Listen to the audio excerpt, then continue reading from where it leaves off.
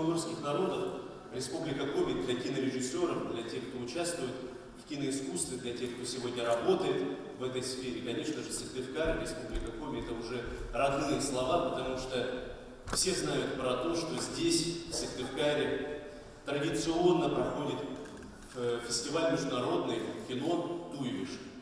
И, конечно же, то, что сегодня происходит уже другой фестиваль, но как следствие большой деятельности, которая происходит у нас в сфере кино, в финно-угорском сообществе, и нашей страны, и с привлечением других финно-угорских народов, проживающих в Европе, конечно же, это означает то, что Сыктывкар сегодня уже такая родная домашняя площадка для деятелей кино и для деятелей искусства.